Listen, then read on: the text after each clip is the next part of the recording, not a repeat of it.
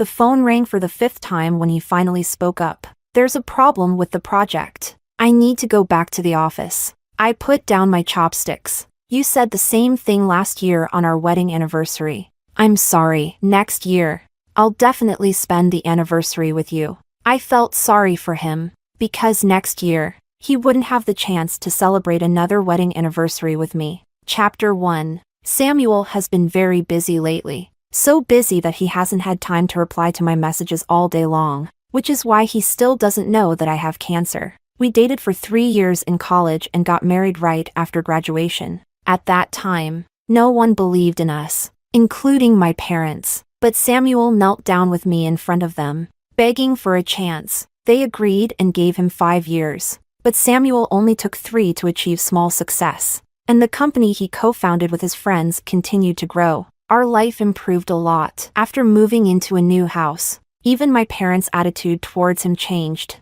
I also thought I had married the right person, so I settled into being a full-time housewife and focused on preparing for pregnancy. The day I sensed something was wrong, Samuel came home drunk and passed out as soon as he hit the bed. He slept soundly, but his phone kept buzzing with new messages. When I pulled out his phone, the screen was still lit up, and a message stood out clearly. "Thank you for celebrating my birthday with me. I'm really happy." Before I could react, another message popped up. "If I told you I regretted it, would you come back to me?"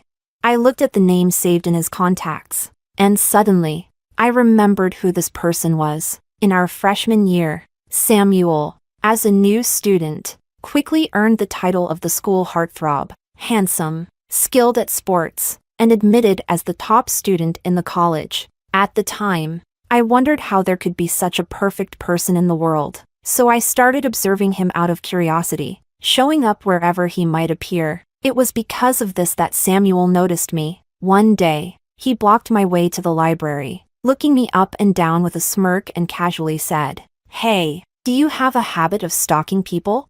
It was then that I realized, beyond the image others painted of him, he also had an unexpectedly roguish charm. From that day on, I appeared in front of him more openly. When he played basketball, I brought him water. When he went for morning runs, I abandoned my habit of sleeping in and followed him, bundled up in a winter coat. When he participated in debates, I found ways to be in the audience to cheer for him. Later, he blocked my way to the library again, this time seriously asking if I wanted to be his girlfriend. When my friends heard that I was dating Samuel, they all looked at me as if I had won the lottery. I knew many people were waiting to see me fail. Life is unpredictable. No one expected that Samuel and I would make it to the altar. If it hadn't been for the friend request I received on the morning of his birthday, I might never have known that the day Samuel asked me to be his girlfriend, his unforgettable first love was getting engaged abroad. Chapter 2. Samuel came back the next morning, seeing me sitting on the couch.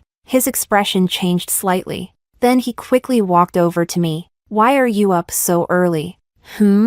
It wasn't that I got up early. I had been sitting in the living room all night. "Are you done with work?" I asked. A strange look flashed in Samuel's eyes. "Yes, I'm done. Sorry. This won't happen again." He tried to hug me, but I avoided his hand and stood up. "You must be hungry. I'll make you some breakfast." Samuel hesitated to speak but eventually followed me into the kitchen. "I'll help you." Samuel's stomach isn't great. When his company was just starting out, he had to attend social gatherings every day, getting himself drunk each time. Over time, it took a toll on his stomach. The worst incident happened at a dinner where he ended up in the hospital with a stomach hemorrhage from too much drinking. I couldn't bear seeing him neglect his health like this. I mentioned several times that he shouldn't push himself so hard, but he would always promise that he needed to secure more deals so we could live well. And he did it. This house in the city center is something he earned at the expense of his health. That's why I put so much effort into decorating it. After breakfast, Samuel left again, saying he'd come back for dinner. My best friend Alicia called, and the first thing she said was, "Is Samuel home?" "He just left." "Why?" I asked. Alicia seemed hesitant. "Lau, haven't you heard anything about Misty lately?" I responded nonchalantly. "What about her?" Alicia, frustrated, said, "Of course Samuel didn't tell you. Misty got divorced. She's back. And she's even joined Samuel's company. I saw them having dinner together the other day, laughing and chatting. It's outrageous. I tightened my grip on the phone and said casually, "They're old friends. It's normal to catch up." Alicia got a little angry. Everyone knew in college that Misty dumped Samuel. Are you really that confident in him? Of course. I wasn't confident. After all, I still didn't know if Samuel had ever really loved me. Back then, after shamelessly pursuing Samuel for a while, I finally found out that the reason Samuel was always on the basketball court was because he was heartbroken, trying to forget someone who had dumped him, and that's when I seized the opportunity to step into his life. I barely remembered what Alicia said afterward. All I knew was that by evening, Samuel texted me saying the project wasn't finished, so he wouldn't be able to come home for dinner. I sat at the dinner table with 3 dishes and a soup, all Samuel's favorites. When we first graduated, I could even turn a simple dish of scrambled eggs with tomatoes into a disaster. After Samuel had gone hungry a few times, he sighed and said he needed to make more money so we could hire a maid, so I wouldn't have to work so hard. I refused because back then, our combined salaries barely covered rent, utilities, and food. The money we spent on dates was something he carefully saved up. Later, he realized this couldn't continue, so he started a business with his friends. Starting a business required a lot of capital, and our life became even more strained. Samuel started working overtime, attending social events, and even using his weekends to meet with clients. One day, he came home early and was stunned when he saw a table full of delicious food. He stood there for a long time, then silently ate 3 bowls of rice. I sat for a long time, long enough for my legs to go numb, when a message came through on my phone. It was from Samuel. "Sorry, I'll need another 2 hours to finish here. Go to bed. Don't wait for me." The 3 dishes and soup on the table had gone cold. I stood up, took the plates, and dumped all the untouched food into the trash. I took a bath, and maybe I was too exhausted because I ended up falling asleep in the tub.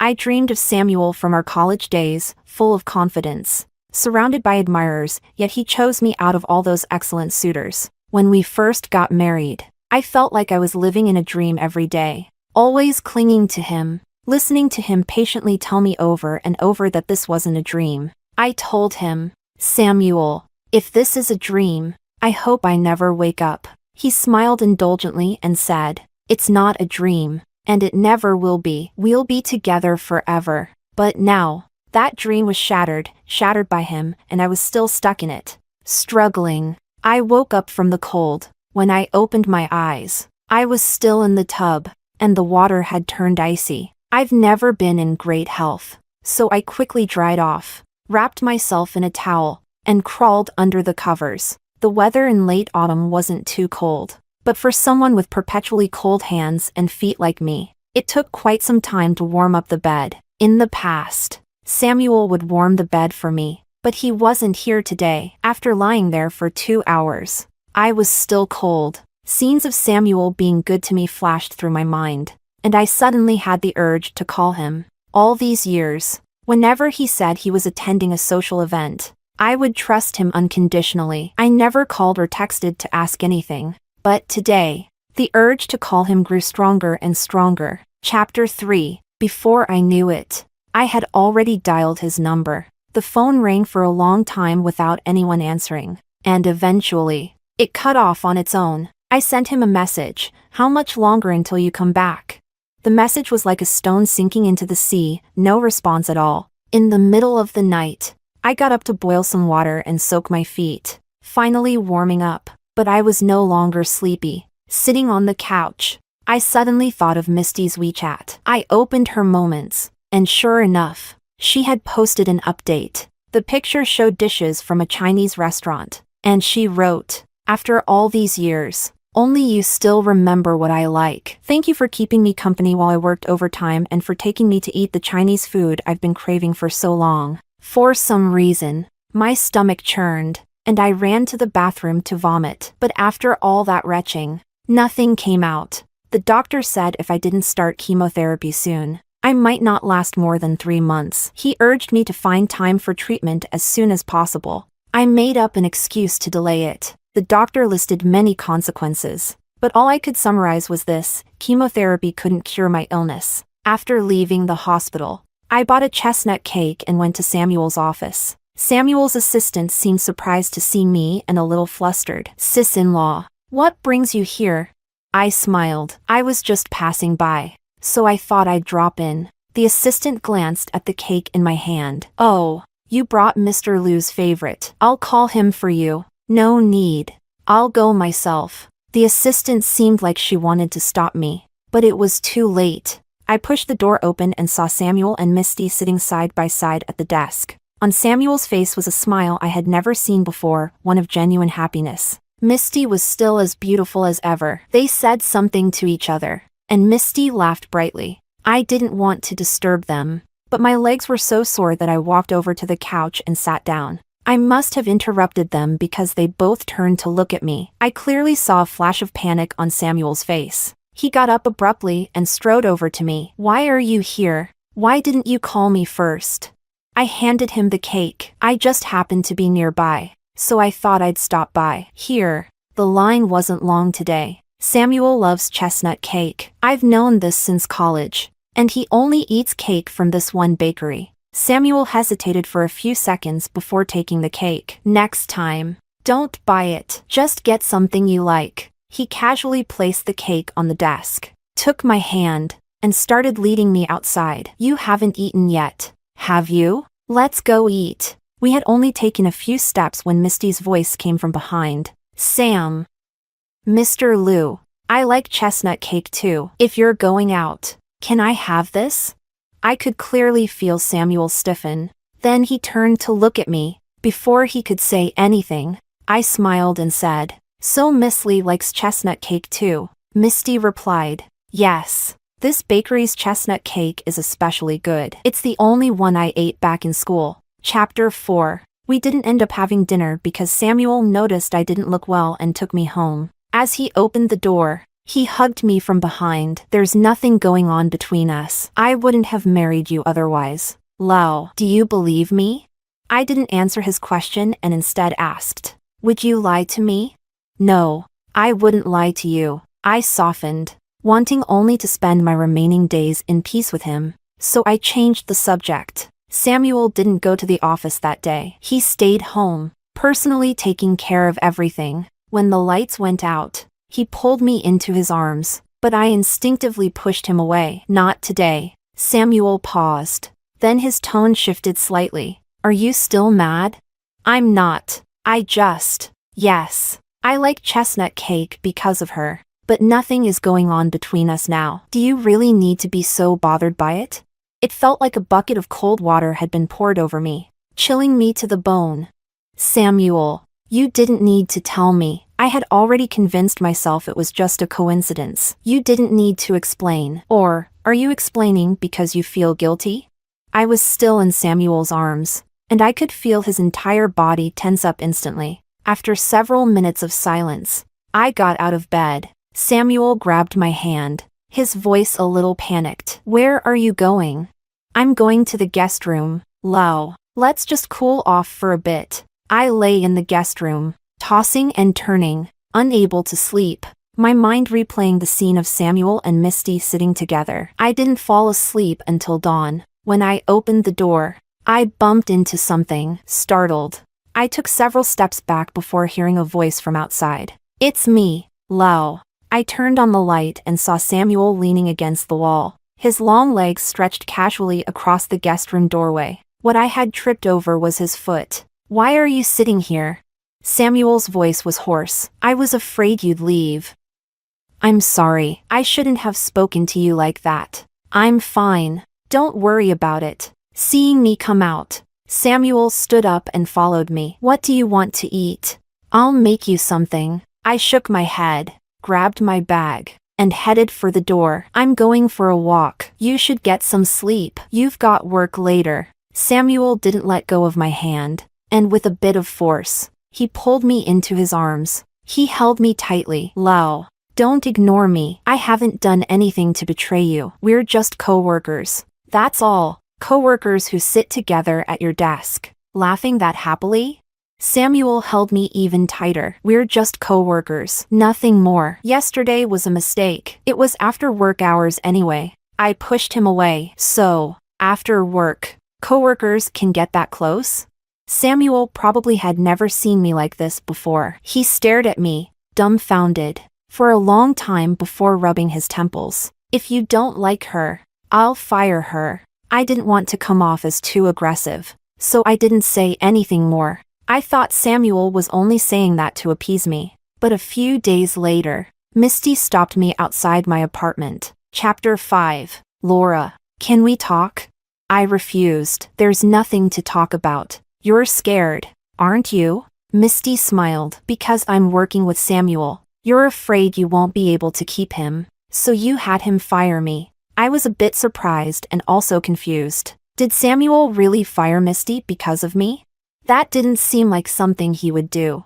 I quickly composed myself and said, I don't interfere in company matters. If you have questions, you should ask him. Misty gave me a meaningful smile. Well, you've given me permission, Laura. Let's see who's really most important to him. I found her tiresome, but at the same time, I couldn't stop myself from wanting to know the outcome. But I didn't expect Misty to act so quickly. In the evening, Samuel texted me saying he'd be home for dinner, but by 8 o'clock, he messaged again saying something urgent had come up, and he couldn't make it. I asked him what time he'd be back, but he didn't reply. My instincts told me it wasn't just a last-minute issue, so I called him. When I heard the automated message, I wasn't suspicious, just worried. This had happened before during his business dinners, and his colleagues would end up taking him home. The next day, I asked him why he didn't answer his phone or respond to messages. He had stared at his phone for a long time before telling me the battery had died.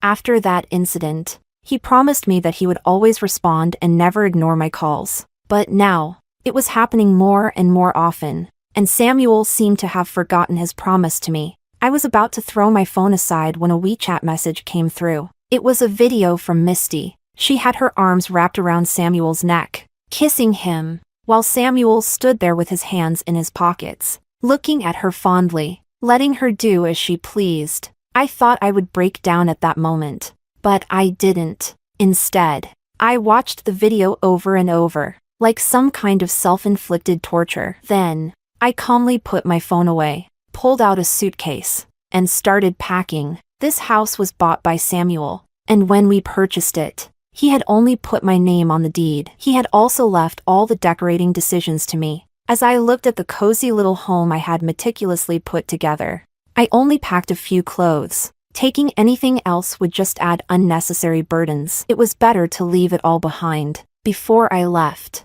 I sprayed the perfume he had given me in every corner of the house. I was gambling that he had once loved me. Chapter 6. I brought my suitcase back to my parents' house. Waking them up in the middle of the night, they anxiously asked if I had a fight with Samuel. It was only then that I realized I shouldn't have come back. But what could I do? I missed them so much. When they found out I hadn't eaten, my mother, grumbling all the while, made me a bowl of noodle soup. The familiar taste stung my eyes. Where's Samuel? How could he let you come back alone in the middle of the night? What if something had happened? I sighed. Mom, I'm not a child anymore. I just missed you both and decided to come home. Really?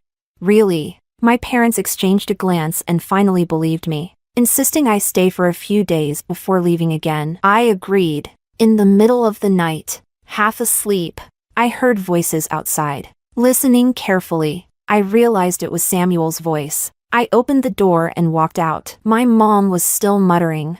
Young couples always fight, but letting her come back alone in the middle of the night isn't right. Samuel, when we gave our daughter to you, it wasn't for you to treat her like this. Samuel's tone was respectful as he repeatedly promised to take good care of me. When my mom saw me come out, she stopped talking. It's late. You both should stay here for the night. Going back and forth now would take until morning. My mom returned to her room, and I turned back toward mine. Samuel followed me in. Lau, it's too late. Let's talk tomorrow. I'm sorry. So much has been happening lately, but once things calm down, I'll make it up to you. I promise. I turned to face him. Samuel, Did you really work overtime today?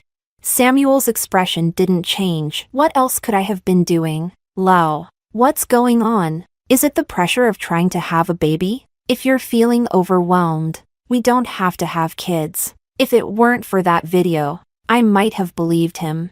I wanted to say something when I noticed a hickey on his neck. And suddenly, I felt the blood rush in reverse through my veins. I never left such blatant marks on him. But now, he had allowed another woman to leave them on his body. He hadn't even noticed the lipstick stain on his collar. Looking at him, still so determined in his lies, I suddenly felt like all my efforts had been in vain. Let's divorce. Samuel, we should get a divorce. Samuel's face first showed disbelief, then darkened. Laura, what are you talking about? Haven't I been good enough to you? Just because I've been too busy to spend time with you, you want a divorce? I massaged my temples, which were throbbing. Samuel, there's a lipstick stain on your collar, and I don't wear that shade. Samuel's expression shifted, but after a quick glance at his collar, he said, I've explained this to you before. It's just part of socializing at business dinners. You want a divorce? Fine, let's get a divorce. We'll go first thing in the morning. Exhausted, I replied. All right. Tomorrow morning at 9, I'll meet you at the Civil Affairs office. Samuel stormed out, slamming the door behind him. He didn't come back that night. The next morning, I made an excuse to leave the house and went to the Civil Affairs office early. Samuel didn't show up. Instead, I got a call from Alicia. Laura, where the hell are you? What's going on? Alicia's voice was so full of anger I thought she might explode. Do you know who I just saw in the OBGYN ward? Samuel and that little tramp Misty. I was stunned for a moment. What were they doing there?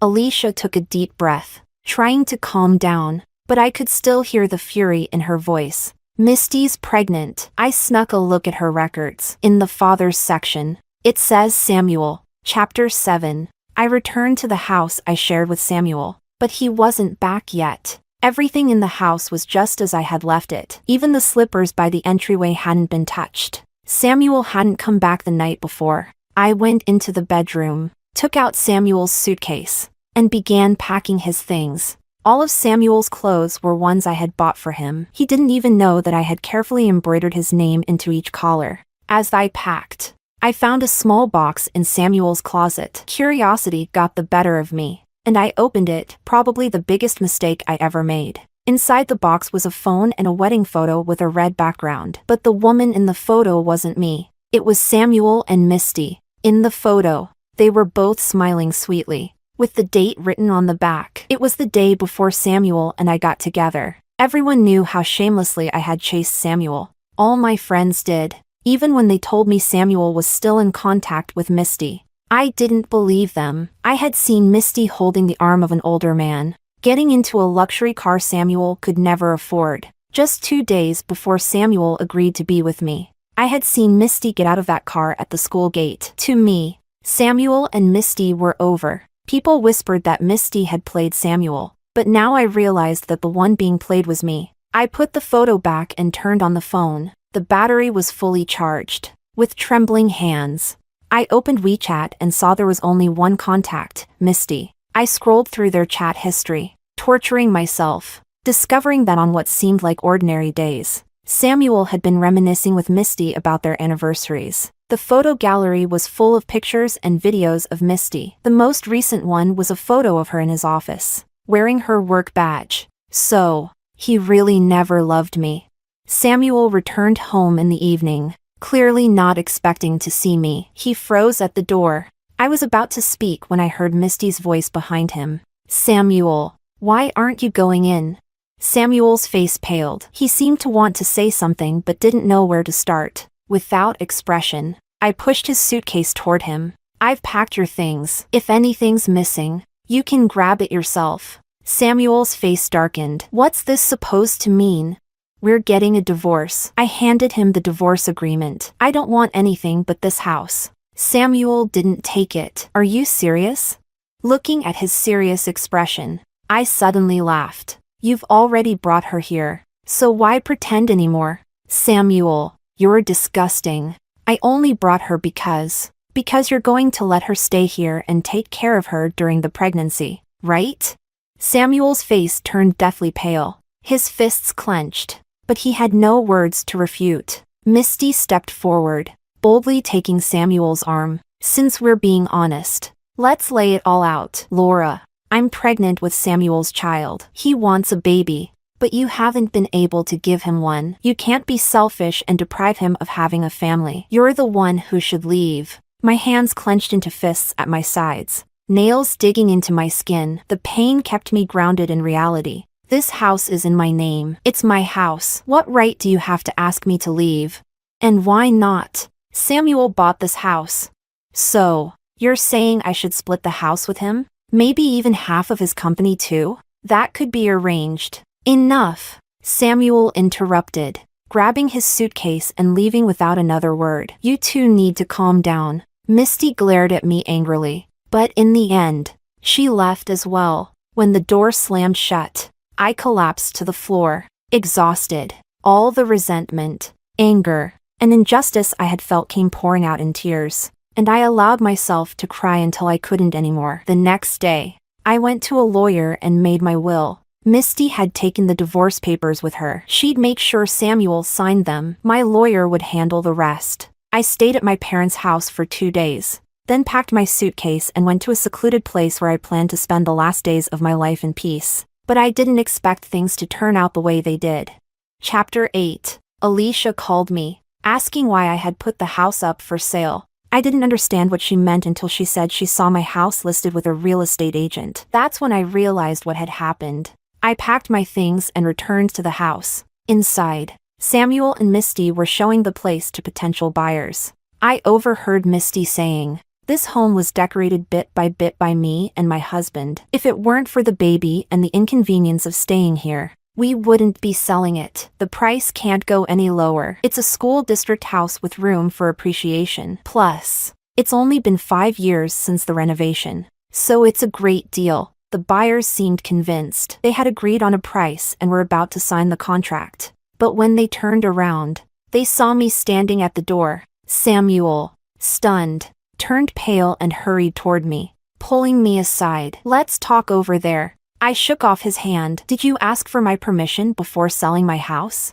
Misty stepped out, her flat stomach noticeable as she looked at me. "Laura, this is joint property. He has the right to handle it." I ignored Misty and looked directly at the young couple. "I see you're buying this house for your child's schooling, right? Well, the property deed is in my name. If I don't agree to transfer the title, would you still buy it?"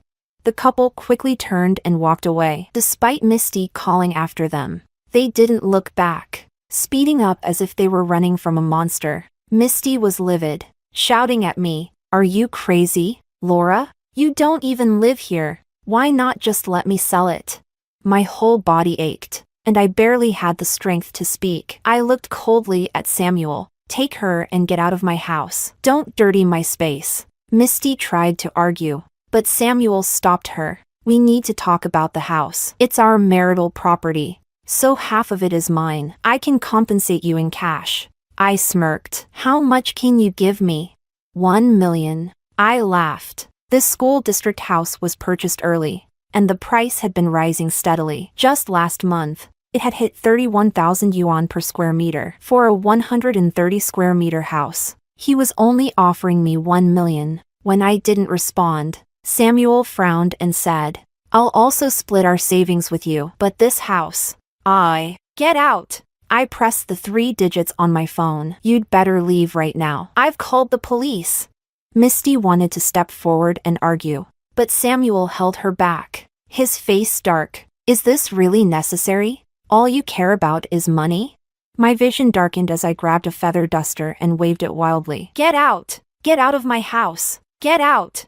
Samuel shielded Misty as he led her outside. He looked at me, disappointed. "Think about this carefully. I'll come back tomorrow." I slammed the door in his face, but the intense emotions left me dizzy. I groped my way to the sofa, dialing Alicia's number. As soon as she picked up, I lost consciousness. Chapter 9. When I opened my eyes again, I saw Alicia. Her eyes were swollen like walnuts, and when she saw me awake, She started crying again. I sighed. So, you know?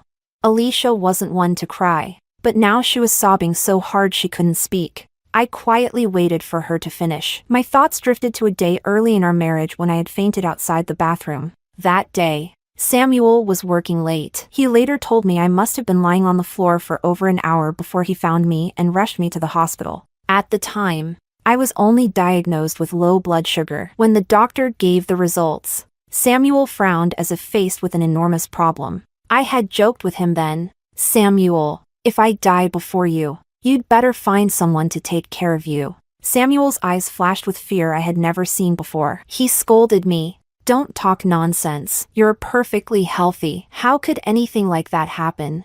I think, in that moment, Samuel must have loved me. His fear and anxiety weren't an act. Alicia finally stopped crying and asked, "Does Samuel know?"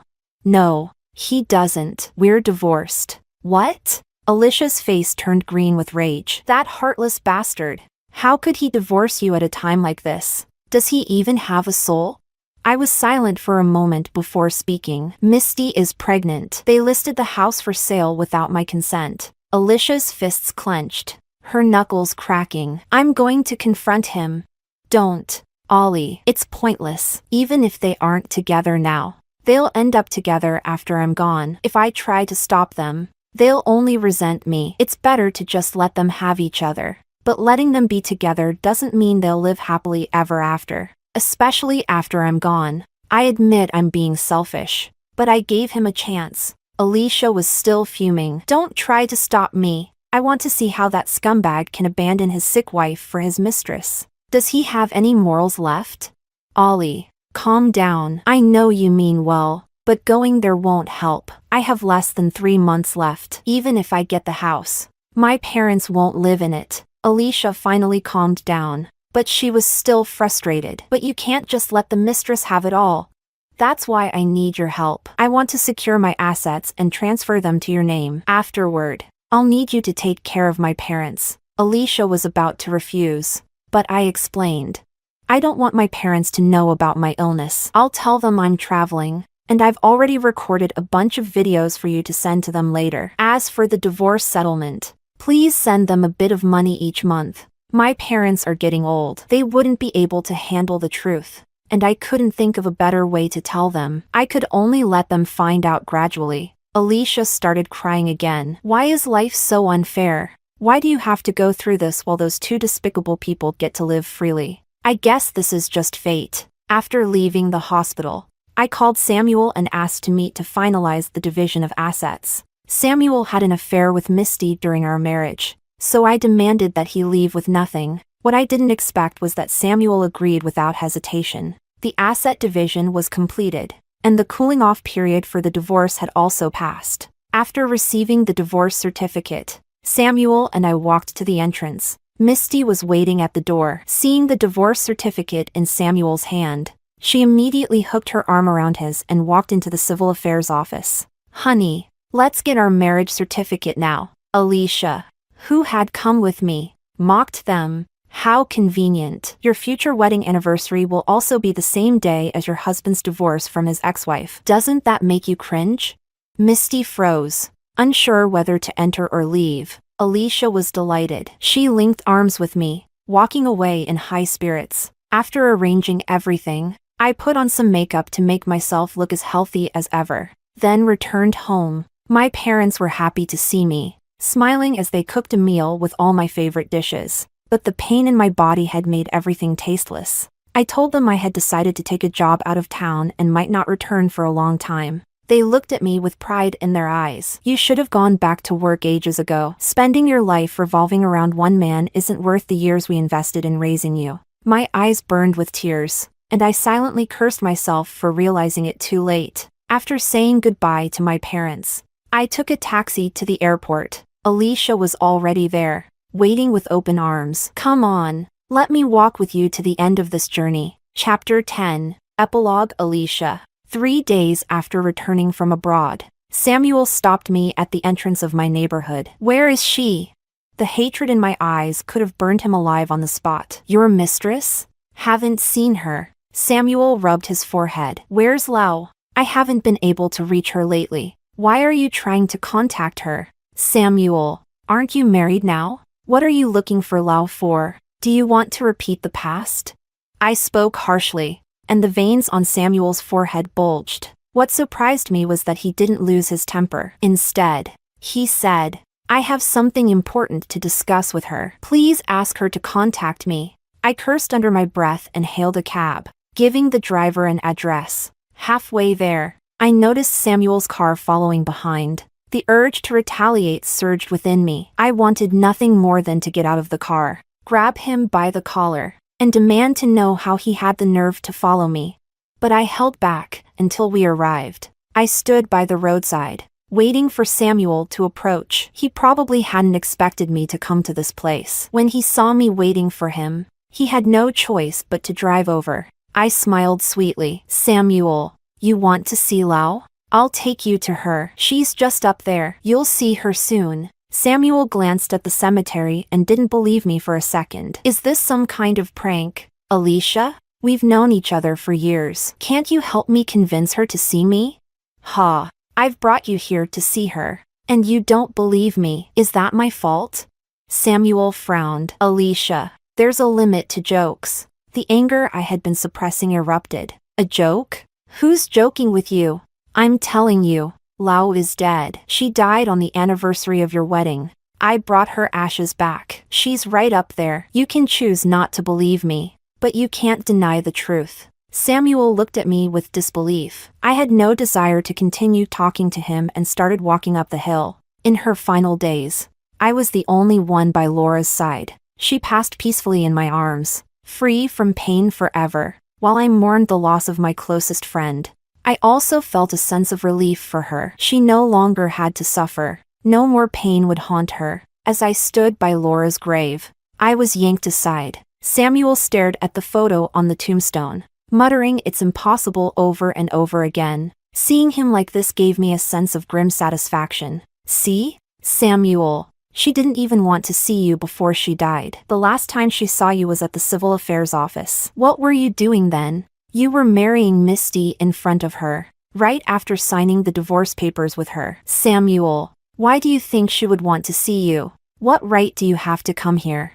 It's impossible. Lau wouldn't. Yeah. How could she die? How could her own husband not even notice she had cancer? Samuel, did you know that while she was in unbearable pain, you two were sending her photos of your happy life together? She was still looking at your wedding certificate with that woman before she died. She said you never smiled at her like that. Samuel, why don't you go to hell? You're the one who should be there. I didn't. I never sent her those photos. I laughed bitterly. Those photos could only come from the two of you. If it wasn't you, then who?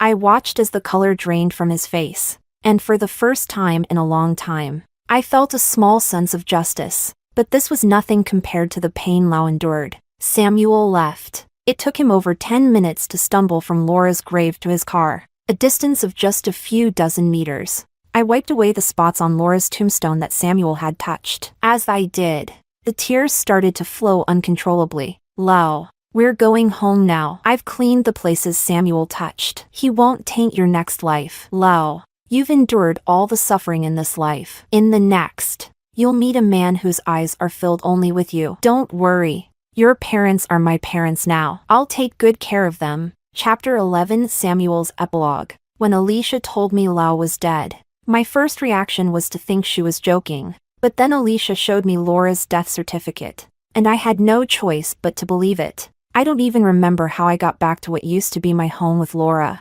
After the divorce, Laura had listed the house for sale. I found out through the real estate agent and, in a moment of madness, secretly bought it back, not even daring to let her know that the buyer was me. Maybe it was out of guilt, or maybe it was because of the hidden feelings for Laura that even I hadn't fully realized. The house was no longer the carefully arranged home she had created. All traces of her had been erased when she decided to sell it. I wandered back to what was now my home. Misty was lying on the couch, playing games. When she heard the door open, she didn't even look up. Why are you back so early today? I stood in the entryway, looking at the disheveled, unkempt woman in front of me. When she didn't hear a response, she finally looked up at me. What are you standing there for? Go make dinner. What if you starve me and the baby? As she spoke, she rubbed her swollen belly. Suddenly, Laura came to my mind. Laura always spoke to me in a gentle tone, her bright almond-shaped eyes shining. She never ordered me around or threatened me. The only time she did was that day when she almost broke down and told me to get out. Thinking of that scene made my throat go dry. Laura. I didn't get to finish before Misty sat up, her voice sharp. You went to see Laura? What are you seeing her for? Are you still not over her? Samuel, don't forget. You were the one who came after me. She was the one who wanted the divorce. So what now? What's your deal?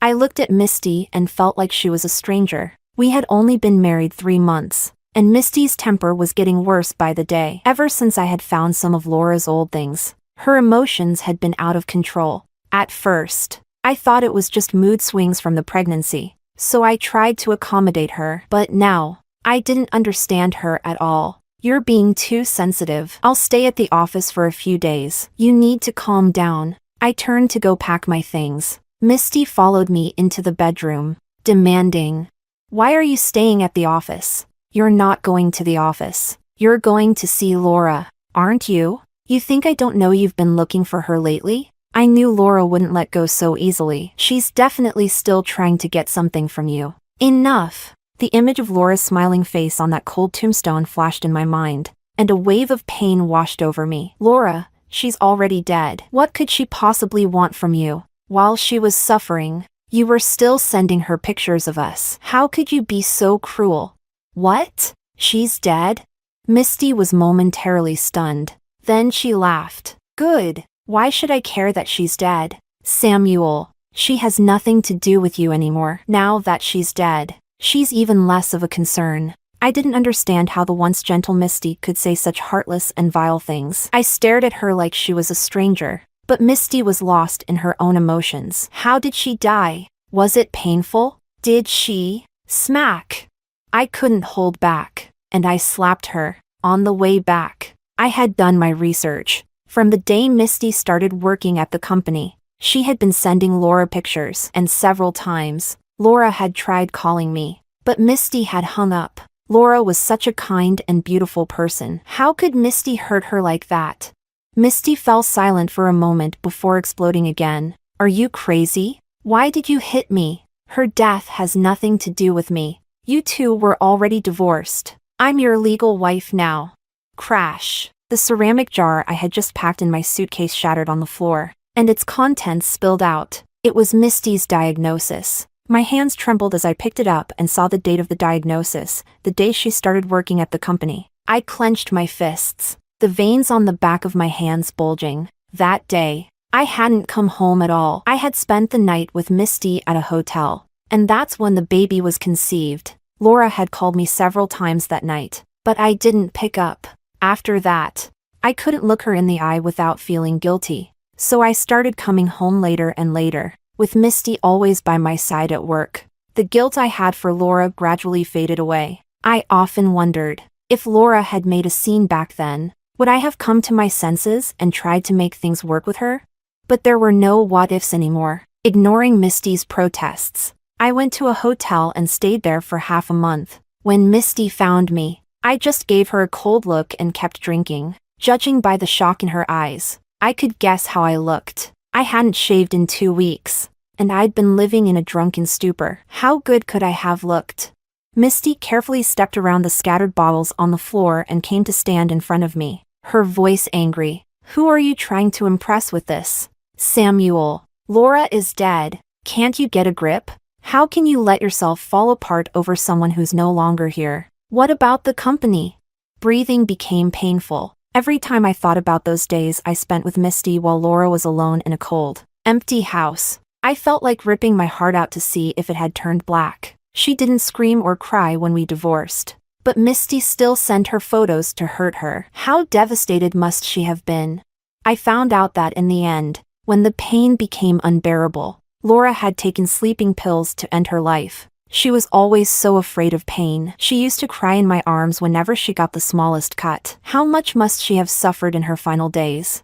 And what was I doing?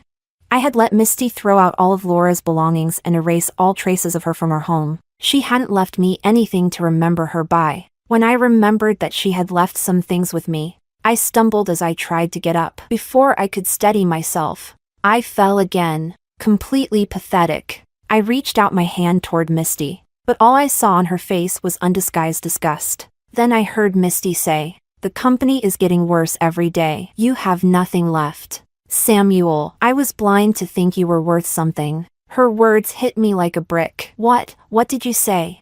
Misty didn't respond. Instead, she turned toward the door and waved. I followed her gaze and saw her ex-husband standing there. My scalp tingled with a sudden rush of dread. Misty clung to his arm. "Samuel, I don't want you anymore. Divorce me. I'll take 2/3 of your assets. And from now on, we'll have nothing to do with each other." I couldn't understand. You too. Her ex-husband sneered. "Misty, you said he was a promising investment, but all I see is a useless coward. Let's take his assets and go home to have a son." I looked at Misty's belly, and a ridiculous thought crossed my mind. Her ex-husband answered my unspoken question. "Yes, the baby is mine. You and Misty never had anything between you. Did you really think I'd let you touch my woman?"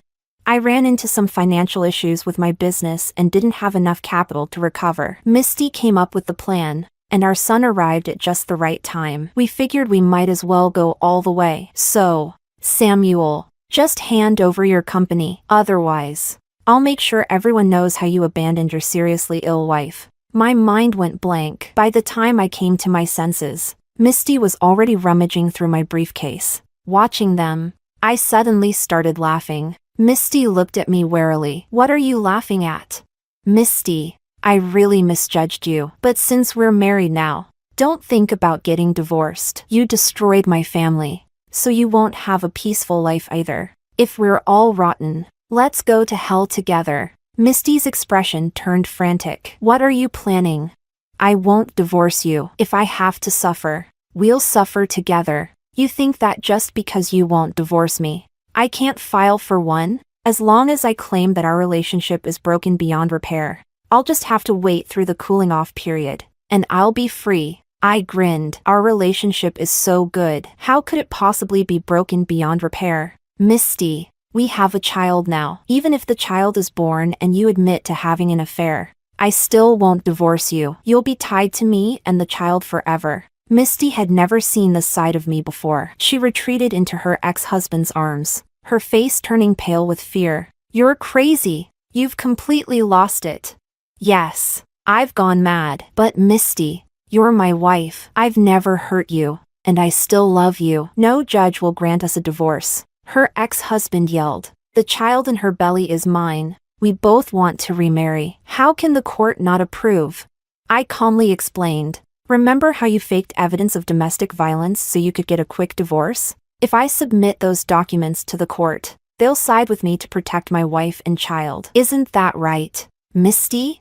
Misty was so terrified that her legs gave out. She trembled, unable to speak. I stood up, walked over to her, and smiled gently. "Let's go home, dear. The smell of alcohol here isn't good for the baby." In the days that followed, Misty and her ex-husband repeatedly tried to get me to divorce her. They even took it to court. Misty stood before the judge and confessed to her affair, asking for a divorce. But each time, I looked at her lovingly and gently reassured her. "Don't be like that, darling. I love you so much. How could I ever divorce you?